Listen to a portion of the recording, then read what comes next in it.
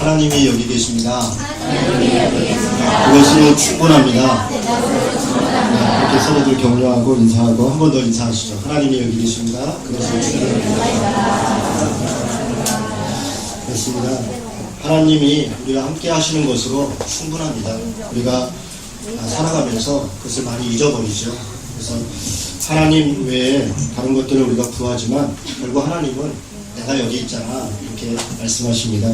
그 말씀 속에 오늘 또 은혜가 되시기를 주님의 이름으로 축원합니다. 오늘 우리가 부르는 찬양은 오늘 이렇게 준비 찬양하면서 김영일 집사가 이렇게 불렀던 찬양들이 우리가 오늘 읽었던 이 본문 말씀 속에 다 들어있습니다. 이 시편 57편은 그래서 굉장히 우리한테 익숙합니다. 이게 한 구절 한 구절들이 찬양으로 많이 만들어진 곡들이거든요. 아까 불렀던 오주여 나의 마음이 내가 마음인 중에 내 모든 상황 속에서 이런 곡들이 다 이 시편 57편을 가사로 해서 만들어진 그런 찬양들입니다. 또 오늘 부르진 않았지만 새벽을 깨우리로다 이런 찬양이 있습니다. 그 찬양도 시편 57편을 본문으로 해서 만들어진 찬양입니다. 그만큼 많이 읽혀지고 또 그만큼 많이 불려지는 그런 시편이 57편입니다. 그런데 이 시편 57편을 이렇게 많이 불려지고 많이 읽혀지지만 정작 이 시편 57편이 어떤 의미를 갖고 어떤 찬양을 했는가 우리가 조금 심도 있게 잘 살펴본 일들이 좀 없는 것 같습니다. 이 시편은 감사시고 찬양시 같지만 실제로는 탄식시입니다. 탄식시라는 것은 무슨 의미냐면 하나님 앞에 자기의 어떤 원통함들을 이야기하고 그것을 통해서 하나님께 은혜를 구하는 그런 시라는 것입니다. 그래서 이 시편 57편은 시편 57편이 쓰여져 있었던 배경 그리고 내용 이 시편 57편이 무엇을 강구하고 있는지를 정확히 보지 않으면 이 아름다운 노래들 이 아름다운 가사들이 실제로는 우리 이 시편의 기자가 하나님께 간구하는 것과 관계없이 우리가 읽고 부를 가능성이 높습니다. 시편 57편의 배경은 표제에 있습니다. 57편 한번 보도록 하죠. 지난번 제가 32편을 설교하면서 표제라는 게 있다. 시편에는. 그리고 그 표제가 그 시의 지은이와 역사적 배경과 장르와 여러 상황들을 설명해 준다. 그렇게 말씀드렸습니다. 제 성경에는 파란 줄로 되어 있는데 여러분 성경에는 어떻게 되어 있는지 모르겠습니다. 표제에 있으면 같이 한번 읽어보도록 하죠. 그러니까 우리가 읽었던 본문 위에 제목처럼 있는 겁니다. 같이 읽겠습니다.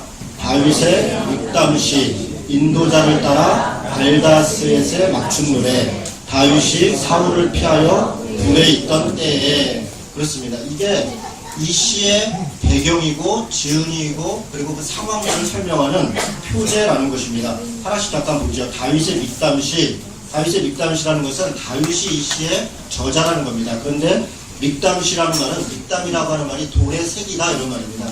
그러니까 다윗이 어디 돌에 새긴 아마 이거는 이게 시를 이렇게 표현한 어떤 기법 같은 거를 이야기하는 것 같습니다. 그래서 다윗의 믹담시 이런 겁니다. 인도자를 따라 알다스엣에 맞춘 노래 알다스엣이라는 것은 뜻은 물론 있는데 뜻은 파괴하지 말라, 부시지 말라 이런 뜻이 있는데 실제로는 그런 의미는 아닙니다. 이거는 악상 기호 같은 겁니다.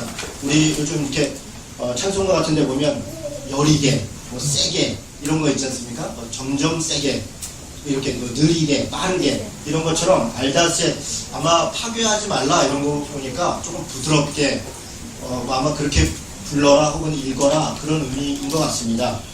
그러니까 앞에 믹담이라는 말, 알다스엣이라는 말 이것은 그냥 어떤 장르이고 또 시를 읽거나 음악을 할 때의 표시니까 이거 자체가 중요한 것은 아닙니다. 정말 정작 중요한 것은 뒤에 있는 것입니다. 다윗이 사울을 피하여 불에 있던 때에 이게 이 시의 배경입니다. 다윗이 사울을 피해서 자기 목숨을 구하기 위해 불에 숨어 있을 때 그때 이 시를 지었다는 것입니다. 그리고 이 시를 그때 짓지 않았다 할지라도 그때 그 심정으로 다윗이 사울을 피해서 불에 있을 때 이 시를 읽었다는 그 심정으로 이 시를 읽어라 라고 우리한테 안내해주고 있는 것입니다. 여러분 다윗이 사울을 피해 불에 있었습니다. 언제 있었습니까? 혹시 기억나시는 게 있어요? 언제 있었습니까? 2번 있었습니다. 혹시 기억나는 불 이름 아십니까? 뭐 이렇게 맛있는 걸 드리면서 사자굴 사자굴, 네, 사자굴 비슷했는데.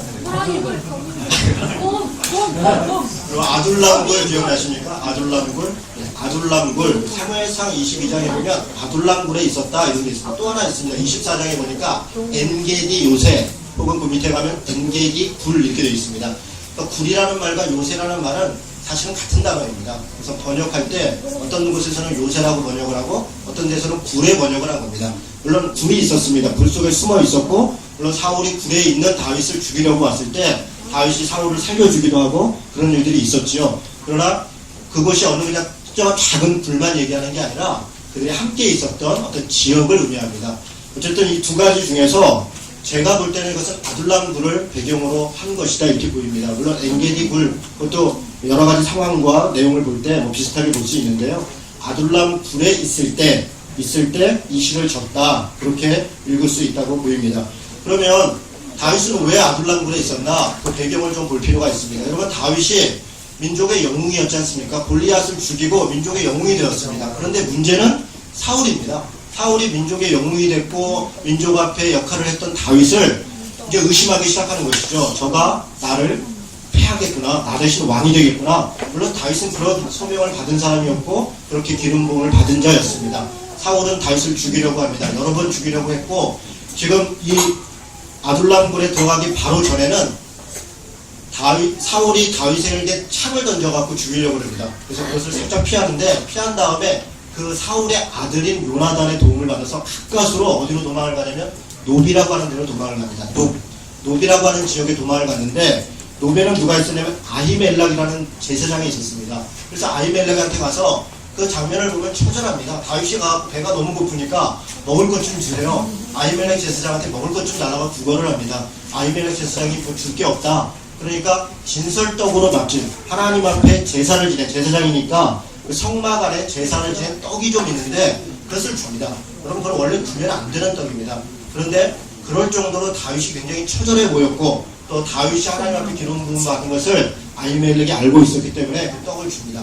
그렇게 간신히 떡을 받고 목숨을 구명한 다윗이 자기한테 무기를 좀 달라고 합니다. 무기 좀 주십시오. 그때 아히멜렉이 제사장인데 무슨 무기가 있겠습니까? 그런데 아히멜렉이 아주 희한한 얘기를 합니다. 무슨 얘기를 하냐면 블레셋의 골리앗, 네가 죽였던 골리앗의 그 칼을 내가 가지고 있다 이렇게 얘기합니다. 그 칼을 너에게 주겠다. 다윗이 그 골리앗의 칼을 받습니다. 그리고 그 칼을 가지고 어디로 도망가나 가드라고 하는 지역으로 도망을 갑니다. 여러분 가드가 어딘지 혹시 기억이 나십니까? 가드는 골리앗의 고향입니다. 지금으로 얘기하면 가사 지역, 팔레스타인의 가사 지역이 바로 가드입니다. 그 가드로 도망을 갑니다. 여러분 한번 생각해 보십시오. 골리앗은 당시 팔레스타인의 블레셋의 민족의 영웅입니다. 그런데 그런 사람을 다윗이 죽인 거예요. 그런데 다윗이 얼마나 지금 상황이 다급하면 도망갈 데가 없으니까 이스라엘 땅에서는 다윗이 더 이상 도망갈 데가 없는데 가는 곳마다 사울의 군대들 또 사울의 백성들이 다윗을 참소하고 죽이려고 하는 겁니다. 그래서 이스라엘 땅에 발붙일 곳이 없으니까 그가 선택한 곳이 어디냐면 블레셋 골리앗의 고향인 가드로 도망을 갑니다. 가드 왕은 가이사라고 하는 왕이 있었습니다. 가이사가 보니까 다윗이 괜찮습니다. 또 칼도 들고 있고요. 골리앗의 칼을 들고 있으니까 이 사람이 이제 이스라엘을 배반했나 보다. 사울한테 쫓겨서 이제 우리 편이 됐나 보다. 그리고 받아들입니다. 그런데 문제는 누굽니까? 신하들입니다. 신하들이 보고 있다가 임금님 이거 큰일 납니다. 다윗이 보통 사람이 아닙니다. 사울은 천천히지만 다윗은 만만입니다. 저가 결심하면 우리 이 가드 땅이 아주 소란해집니다. 그렇게 부추깁니다. 그랬더니 가이사 왕이 그래? 그러면 그것을 다윗이 눈치챕니다. 그리고 어떻게 합니까? 그래서 도망 나오기 위해서 미친 척을 합니다. 침을 질질 흘리고요. 벽을 막 톡톡 긁고요. 그리고 미친 척을 합니다. 마치 옛날에 한명회 같지 않습니까? 한명회가 예전에 그렇게 했었죠. 뭐 다리 사이를 기고 그렇게 해서 결국은 자기 세력을 했었던 우리 역사도 있는데요. 다윗이 그렇게 간신히 살아나고 미친 척을 하니까 가이사 왕이 말이야 이거 미쳤지 않냐? 이런 근데 얼른 내쫓아라. 다윗이 그렇게 내쫓겨갖고 도망온 곳 그곳이 어디냐? 그것이 아둘람굴입니다. 아둘람굴. 여러분 지금 다윗은 아둘람굴에 천신만고 끝에 도망을 났습니다. 그리고 굴 안에 자기 몸을 피하고 있습니다. 그런데 놀라운 일들이 벌어집니다. 사무엘상 22장을 보겠습니다. 사무엘상 22장.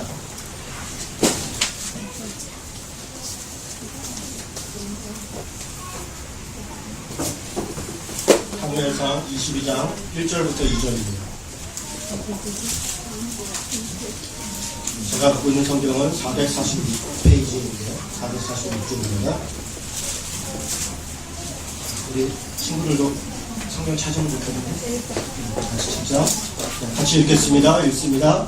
그러므로 다윗이 그곳을 떠나 아둘람 굴로 도망하매 그의 형제와 아버지의 온 집이 있고 그리로 내려가서 그에게 이르렀고 환난당한 모든 자와 빚진 모든 자와 마음이 원통한 자가 다 그에게로 모였고 그는 그들의 우두머리가 되었는데 그와 함께 한 자가 400명 가량 되었더라. 아멘. 지금 무슨 장면입니까? 아둘람굴로 다윗이 도망왔습니다. 지금 자기 목숨을 구걸하기 위해서 미친 척을 하고 그래서 쫓겨나듯이 아둘람굴로 왔는데 이런 다윗이 아둘람굴로 왔다는 소식을 가장 먼저 들은 사람들은 그의 가족입니다. 이세라고 하는 아버지 그 형제들이 그 얘기를 들었습니다. 그리고 아둘람굴로 그 형제와 부모가 찾아옵니다. 이들은 왜 찾아왔겠습니까? 다윗이 쫓겨다닌다는 것은 다윗만 쫓겨다닌다는 게 아니라 사울은 다윗의 집안 자체를 멸분지화시키려고 했었을 것입니다. 그래서 아버지를 괴롭히고 형제들을 못살게 하고 했을 겁니다. 그들이 더 이상 이스라엘 땅에서 살 수 없기 때문에 다윗이 아둘람굴에 있다는 얘기를 듣고 그곳으로 도망을 옵니다. 그리고 가족들은 그런 상황에서 올 수 있죠. 물론 그렇습니다. 그런데 문제는 2절입니다. 가족들만 온 게 아니라 다윗이 아둘람굴에 있다는 얘기를 듣고 누가 찾아오냐? 환난당한 모든 자, 빚진 모든 자, 마음이 원통한 모든 자들이 왔다.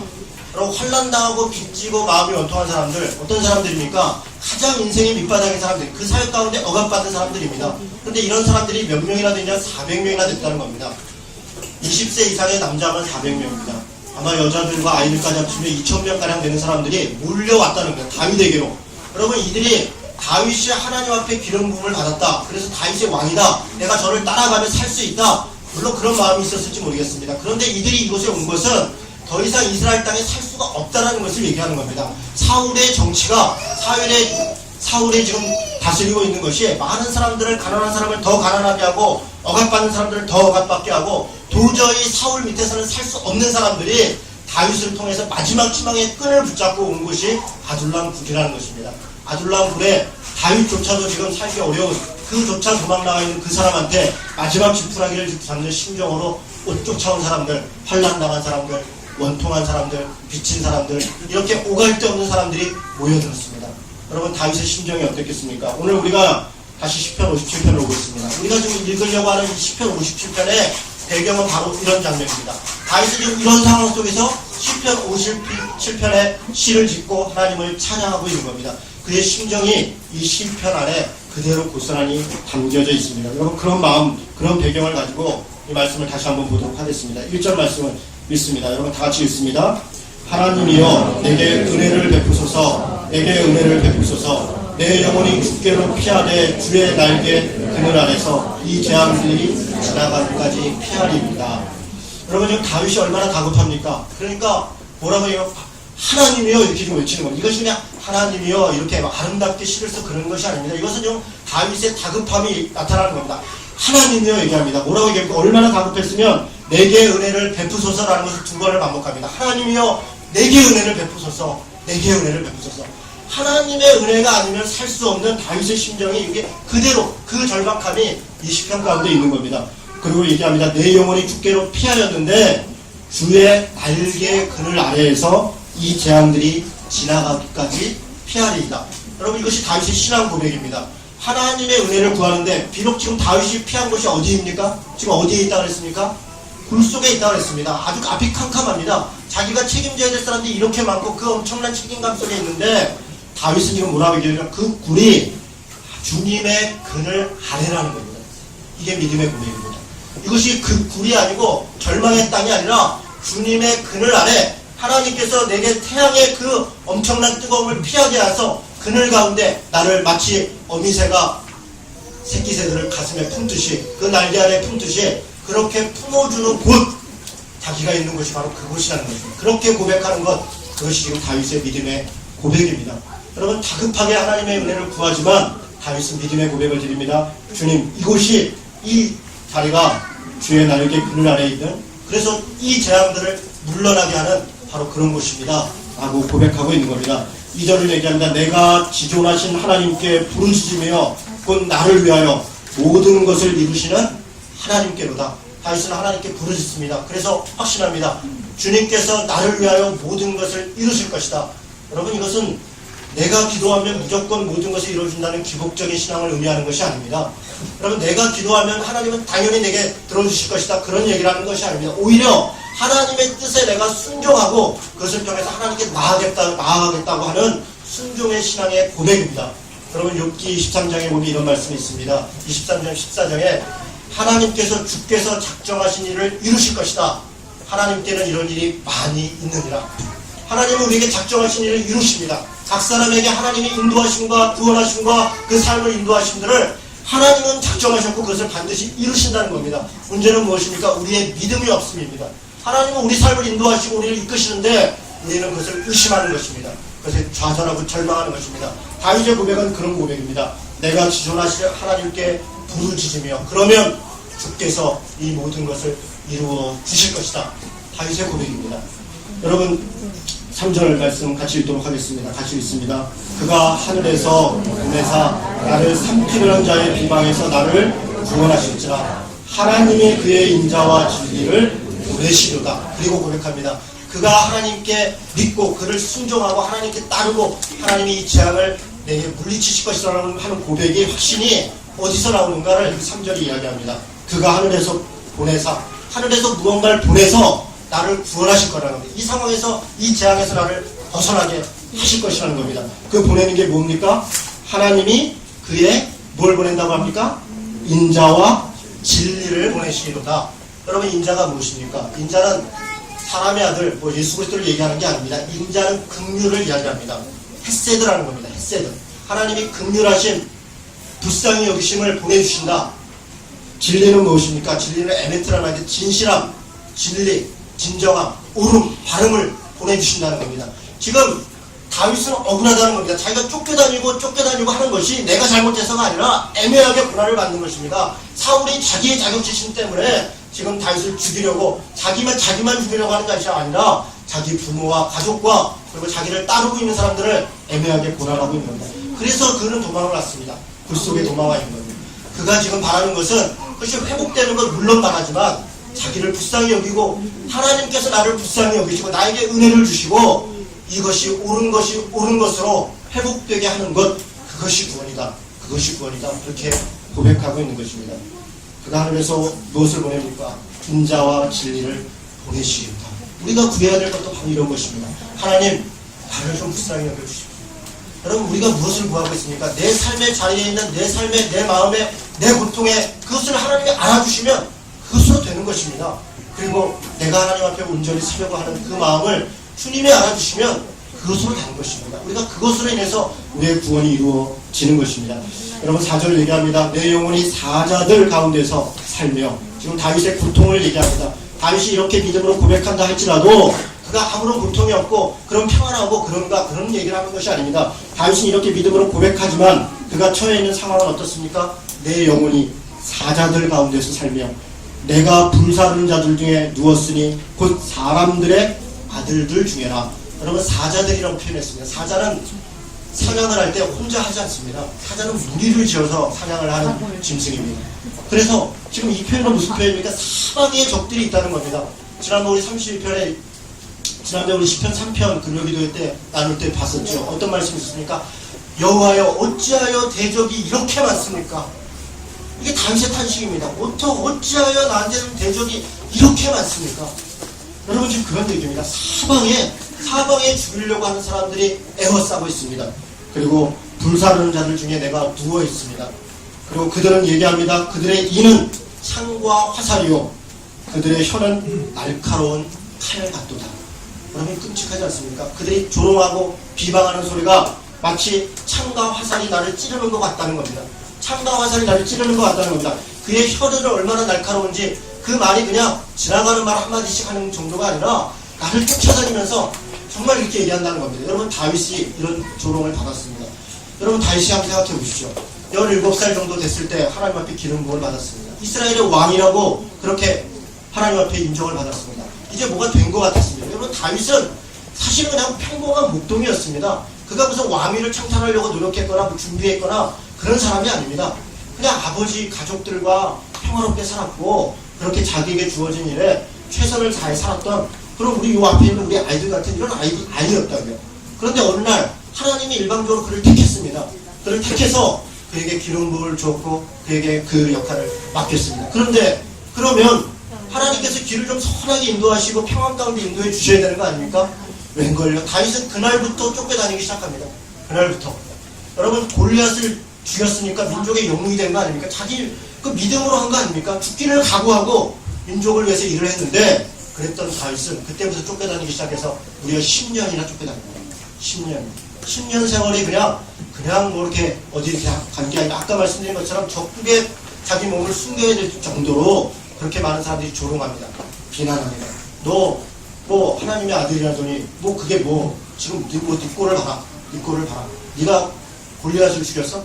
야 너나 구원해라. 여러분 그런 이야기들입니다. 그런 이야기들입니다. 아니 너 하나님 믿는다고 예수 믿는다고 그러더니 너 지금 네 모습을 봐라. 너나 잘해. 너나 잘 살아라. 여러분 이것은 죄악에 대해서 지적하는 게 아닙니다. 우리의 비루한 때로는 우리가 처해 있는 비천함을 세상 사람들은 그런 눈으로 우리를 지적한다는 겁니다. 예수 믿으면 성공하고 예수 믿으면 복받고 예수 믿으면 다 잘 돼야 된다. 우리도 그렇게 얘기했고 세상 사람들도 그렇게 우리를 보는데 예수 믿어도 뭐 별게 없는 겁니다. 가난하고 비천하고 조롱받고 그 가운데 있는 것입니다. 여러분 시편 40편에 이렇게 얘기합니다. 사람들이 종일 나더러 하는 말이 사람들이 쫓아다니면서 종일 나더러 이것도 다윗의 고백입니다. 종일 나더러 하는 말이 내 하나님이 어디 있느냐 내 하나님이 어디 있느냐 하나님이 있으면 내게 보여달라 하나님이 있으면 내가 그러냐 네 자식이 그러냐 그렇게 우리를 조롱하고 마치 화살같이 창같이 날카로운 혀같이 우리를 찌른다는 것입니다. 시편 42편은 얘기합니다. 저들이 하하거리고 호호거리고 저를 비난합니다. 다윗의 고백입니다. 여러분 다윗은 왕으로 살았고 우리가 다윗을 본받자 얘기하지만 그의 삶의 그의 고백은 이렇게 비춰갑니다. 오늘 그런 고백입니다. 내 영혼이 사다들 가운데 있고 내가 불 가운데 있고 그들은 창과 화살과 그리고 날카로운 혀같이 나를 끊임없이 조롱하는 이런 가운데 그런데 이런 가운데 다윗의 위대한 고백이 있습니다. 5절입니다. 우리 다 같이 한번 읽도록 하겠습니다. 같이 읽습니다. 하나님이여 주는 하늘 위에 높이 들리시며 주의 영광이 온 세계 위에 높아지기를 원하나이다. 아멘. 아멘. 여러분 이 말씀을 잘 보십시오. 하나님이여 주는 하늘 위에 높이 들리시며 주의 영광이 온 세계 위에 가득하기를 원하나이다. 다윗은 지금 어디에 있습니까? 동굴 안에 있습니다.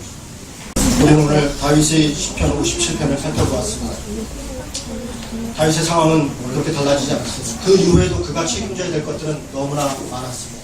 2000명이나 되는 환난당한 자, 고통당하는 자, 원통당하는 자, 그렇게 힘없고 비루하고 바닥까지 가는 사람들을 그는 끝까지 책임졌습니다. 여러분 사무엘상을 읽어보면요 다윗이 그들을 버리지 않습니다. 그들을 끝까지 책임지고 그들과 함께 이루어가고 결국은 다윗 왕궁의 주역들로 그들을 다 세웁니다. 그것이 아둘람 굴 공동체의 위력입니다. 여러분 다윗이 어디서 그런 힘이 났습니까? 바로 이런 믿음의 고백입니다. 상황을 바라보지 않고 환경을 바라보지 않고 동굴에서도 하늘을 바라보고 하나님을 바라보고 자기가 하나님 앞에 새벽을 깨울 것이다. 내 마음이 확정되었사오니 그 믿음으로 나아가는 그 믿음의 고백 가운데 하나님이 그를 사용하시는 것입니다. 이 믿음의 고백이 우리 성도들 사랑하는 성도들의 고백 되시기를 주님의 이름으로 축원합니다. 여러분 9절부터 우리 같이 읽도록 하겠습니다. 같이 읽습니다. 주여 내가 만민 중에서 주께 감사하며 문나라 중에서 주를 찬송하리이다. 무릇 주의 인자는 커서 하늘에 미치고 주의 진리는 궁창에 이르나이다. 하나님이여 주는 하늘 위에 높이 들리시며 주의 영광이 온 세계 위에 높아지기를 원하나이다. 아멘. 같이 기도하겠습니다. 여러분 우리 말씀을 생각하면서 기도합시다. 다윗의 심정이 우리 마음이 되어야겠습니다. 내 지금 처해 있는 상황과 환경들이 안타깝고 내가 봐도 답답하니까 사람들이 나더러 하는 말이 내 하나님이 어디 있느냐 너가 예수 믿는 사람이냐 그럴 수 있냐 그런 모습일 수 있냐 그렇게 조롱합니까? 여러분 그 환경과 그 말에 귀 기울인 것이 아니라 하늘을 바라봅시다. 하나님을 바라봅시다. 주께서 우리를 붙들어 주실 것이고 우리가 그 힘으로 새벽을 깨울 것입니다. 같이 한번 믿음으로 고백하며 기도하면 좋겠습니다. 같이 기도하겠습니다.